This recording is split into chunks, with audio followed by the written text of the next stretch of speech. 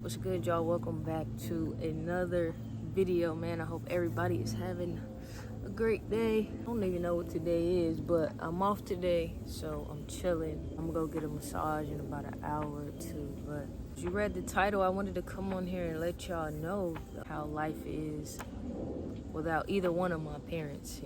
I don't have either one of my parents, and I know some people can relate, or some people might have one and not the other. So just to start, like, from beginning to currently, so I was born in 92, right, in Newark, Delaware. I grew up in Florida. Okay, I was born in Delaware. It's like it's not weird, but you don't find many people from Delaware.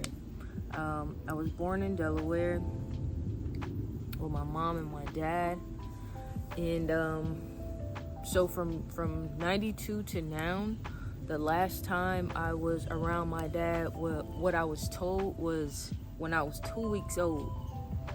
So I hadn't had my dad since I was 2 weeks old, and I'm 31 now. But yeah, I grew up with my mom.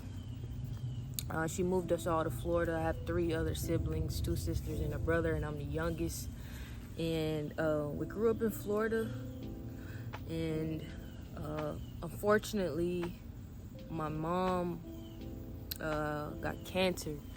She got cancer, and I was so young, so I just go off of what I've been told, and then like the small things that I remember. But she passed away in 2003. I was 11 years old, about to go to middle school, I believe. And let me tell y'all, so I was such like a mama's girl. She used to walk me to class in elementary school like every single day. There was like, whether she had to be late to work or not, she used to walk me to class, right? So I was looking forward to that, even going to middle school and high school too, if she wanted to.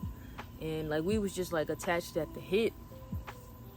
She had this feeling in her leg, but she was such a strong person. She would just take like Advil and let the pain go away. I don't think too much into going to the doctor's office or anything like that. So that pain in her leg ended up being cancer when they all found out about it. But by the time they found out about it, it was stage 4 already, so it was kind of too late.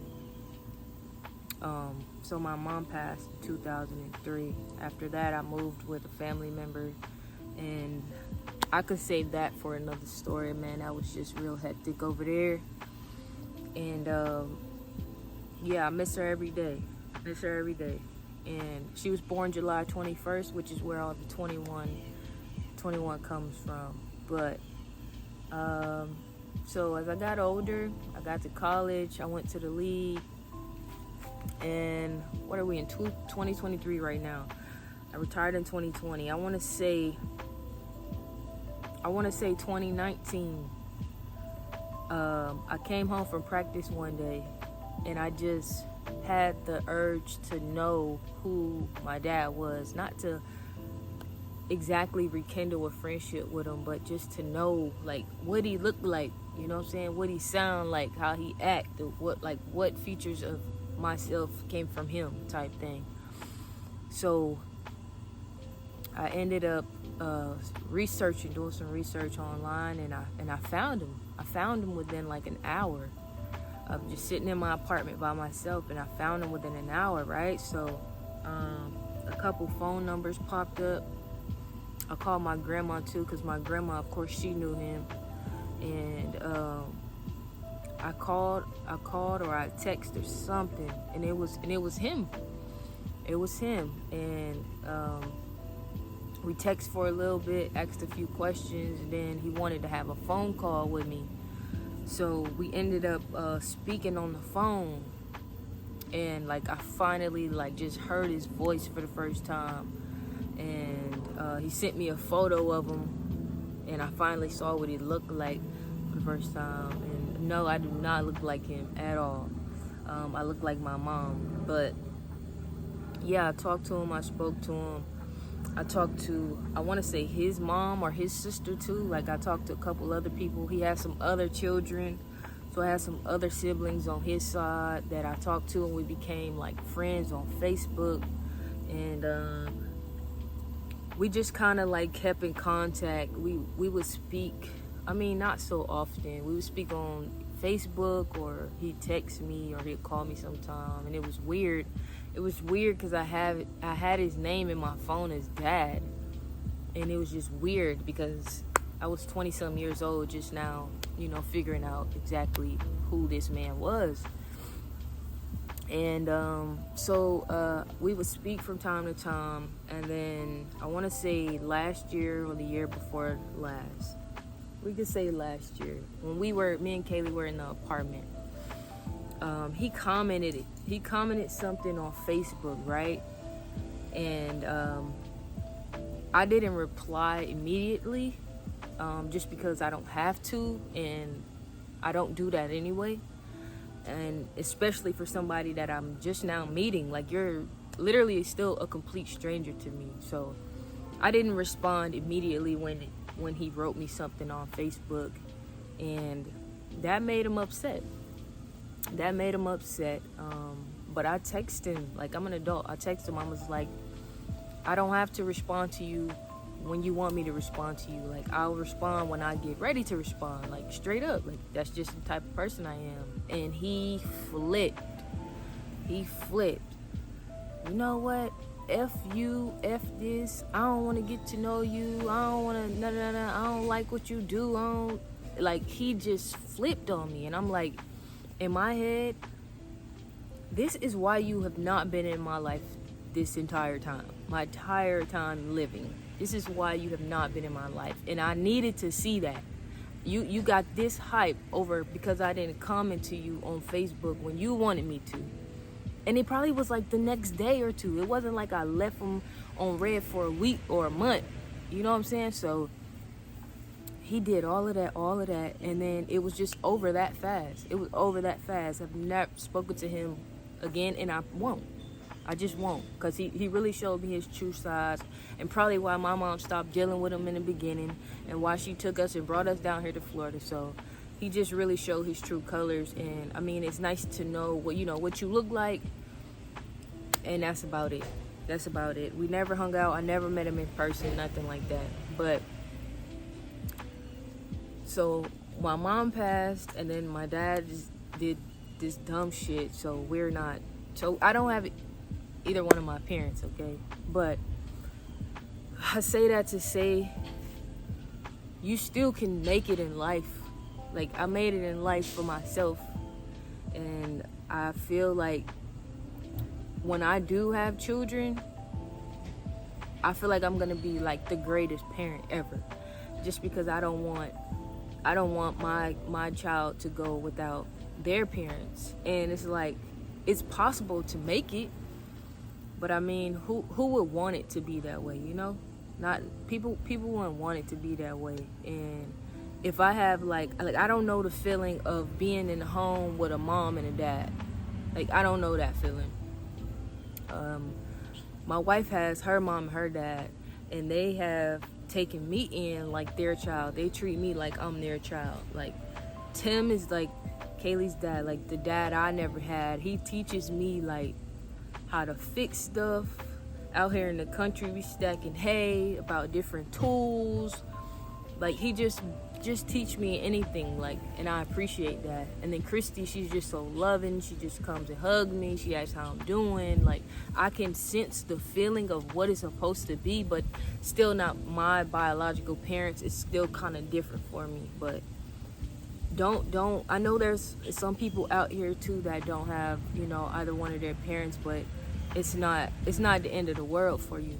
It's not the end of the world for you, because it wasn't the end of the world for me. As far as my mom passing, it took a toll on me and my siblings, it took a toll on our whole family. And it's something that we'll never ever get over. We'll never get over it.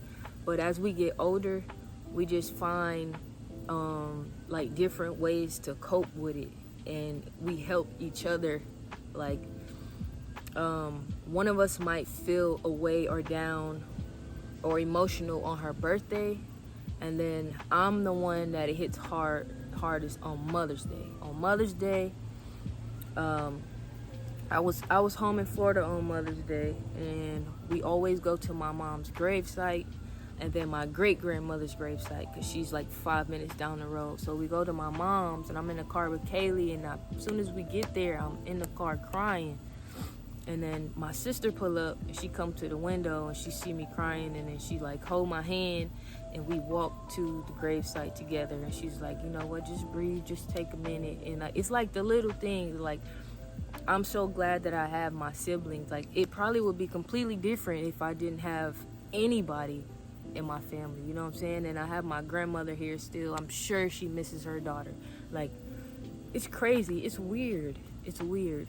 But I always do say one thing, like, I'm not happy, but it's better that it happened while I was so young, because I wasn't able or free to do, like, you know how some people cope with things or they commit suicide, or they go to drugs or alcohol. Like being so young, I wasn't even able to do that, so I didn't steer that way. I was still able to kind of focus on school and basketball, and then I got to where I was at, you know what I'm saying? I feel like if something like that happened right now, like I don't know what I would do, because I'm so free and I'm grown and I could do whatever I want, you know?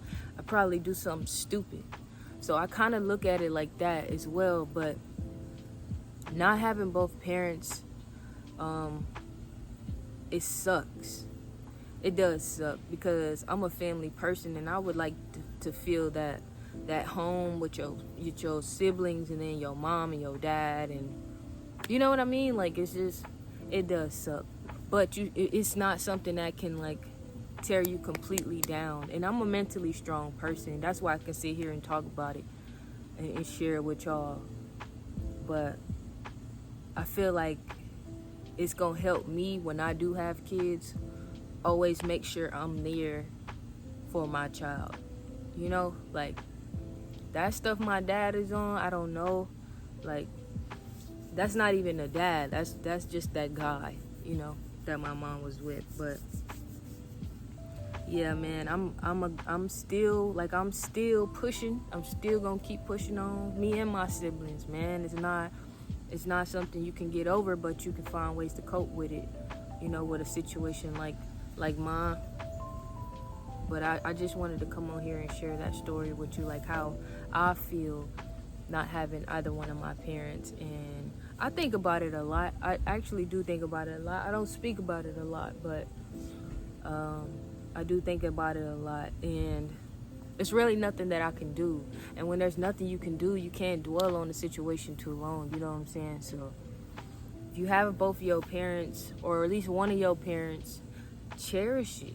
I know parents can upset you, but cherish it, man. You only get one of each. You know what I mean? Cherish those moments with them, and be happy that they're still here. You know what I'm saying? And for those who don't, I love you. I'm here for you. If you want to ever talk about anything, drop a comment down below, and we can share stories or whatever.